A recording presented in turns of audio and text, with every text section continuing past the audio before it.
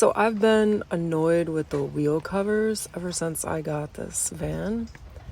And to, put 4 new rims on the tires, it's going to be hundreds and hundreds of dollars for parts and labor.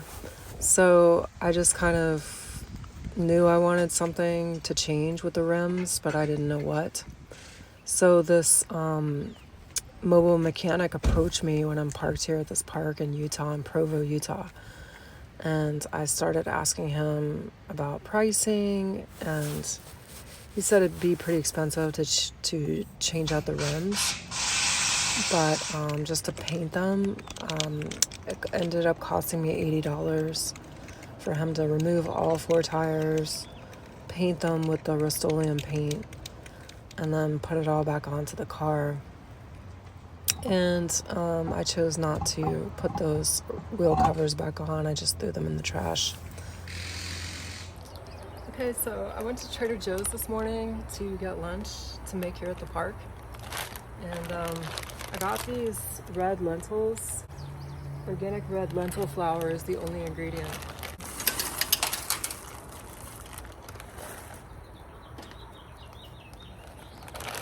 Yeah. So that's Brussels sprouts, a beefsteak tomato, and sweet potato yam. That's what I'm sauteing it in. It'll just be extra virgin olive oil. I'm gonna add some soy sauce. I love to add soy sauce to almost everything. I've got a lime here. I'll probably squeeze half of this in there. And add this onion, and I've got a clove or 2 of garlic that I'll be adding in, and that's gonna make the flavor of this like super delish.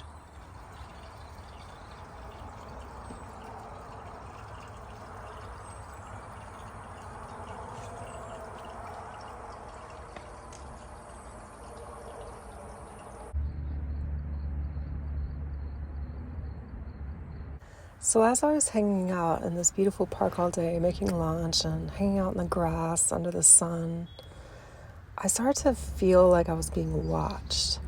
And then I noticed these marmots that were living in the rock wall. And these are they're like a type of squirrel or a cousin to a squirrel or a rodent.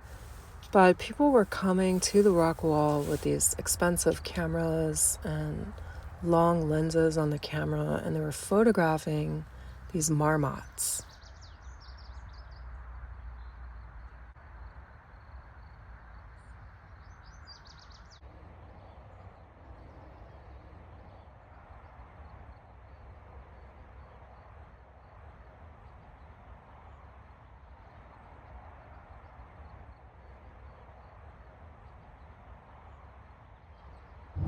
I'm leaving Utah today.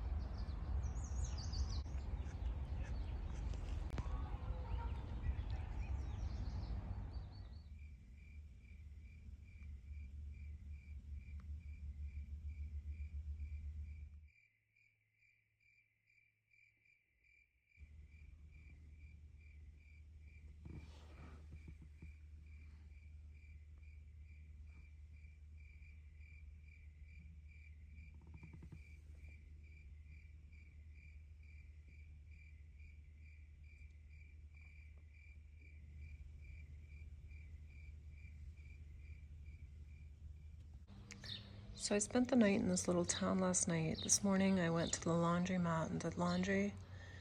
And then I went over to the grocery store here. It was called Smith's. but it's a chain grocery store that's also in California, just has a different name. It's also in Arizona. In Arizona, it's called Fry's. Here, it's called Smith's. In California, it's called Ralph's.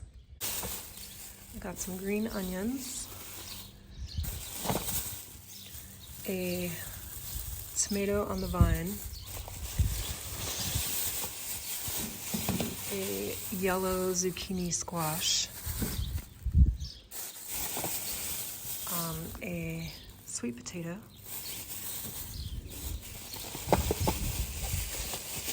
a jalapeno pepper,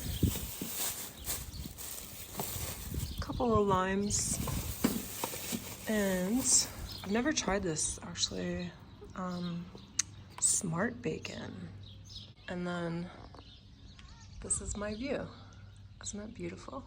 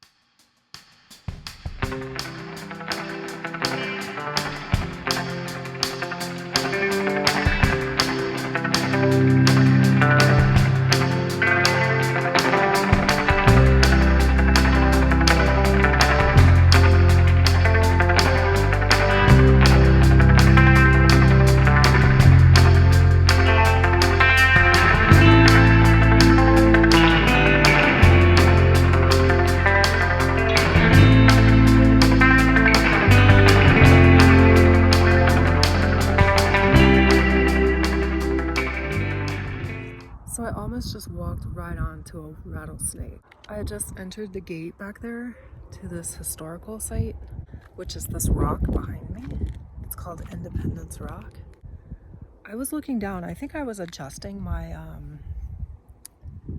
my little hoodie thing that I have tied here. Certainly wasn't expecting a freaking rattlesnake. So I was just headed like straight for the snake when I heard the snake rattle and hiss. I was just kind of like in shock when I saw him, and he was looking at me like, don't you dare step any closer to me or I'm going to attack you. He wasn't trying to attack me. He just didn't want me. He just saw that I was about to run and like walk on top of him. And so he was basically like, no, you get the hell away. And then I backed up, of course, and I started going to get my camera in my bag here, my phone. And by the time I got my phone out and got it on to the video mode, he was already mostly off into the grass. And by the way, like, it was extra scary because I'm basically walking around barefoot. I mean, I have these little flip-flops on. So some people came around, a couple, and they had 2 dogs, and I just said hello, and then I asked them if they'd seen any snakes, and they said yes, they had seen a snake. And I asked them if it was a rattlesnake, and they said no, it was a, they described the head of the snake as being, I can't remember the word you use for that, but it's the thin head of the snake, it's not the diamond shaped. So then I told them about the rattlesnake that I had just seen. And the lady stopped and talked to me and told me the story about how she was actually bit by a cottonmouth snake in her garden as she was planting something in a pot. She was doing something like planting a potted plant or taking the potted plant out. And she said she stuck her hand in there and the snake bit her. And she said that they were far out in the country, and it took them a while to get to the hospital. She said she could feel, I asked her questions, she said she could feel the venom like spreading up her arm. She said that you're not supposed to put ice on it. She said that it's preferable to have the venom spread throughout your body because that makes the actual bite, the location of the bite, heal better. She said that they put her on all kinds of drugs too for the pain, like morphine and fentanyl. And she said the cost of the anti-venom, including the whole stay at the hospital and the drugs that they gave her, everything, it came out to a $70,000 hospital bill. And that just blew my mind. And I was thinking, like, what if I had been bitten by that rattlesnake and I had walked away with a $70,000 hospital bill?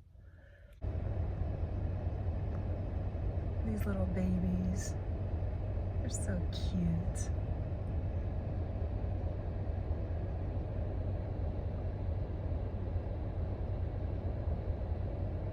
Where are we at? Gillette, Wyoming.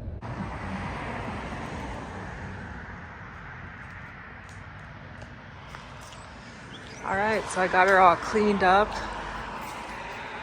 She is sparkling.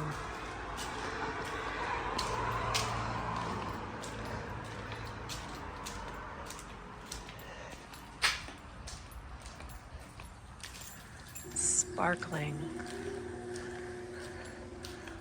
Like an onyx.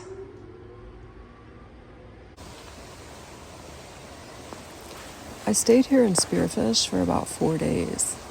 I kind of got stuck here because it was so hot and humid. I just didn't even feel like moving. I was just exhausted and sweating. Highs were in the upper 90s. And at this time in the morning, it's about 8:30 when you see this camera footage shown here. And it was already in the low 80s at this time in the morning. So there was pollen in the air, it was sticky, there were mosquitoes. I was exhausted the whole time I was there.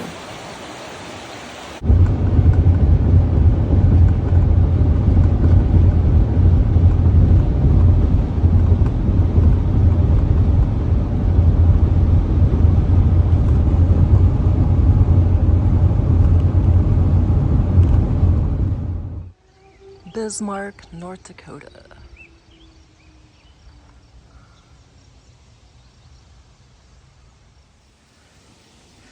Isn't this a beautiful trail? Actually, right to my right is the Missouri River, and this is actually a city park.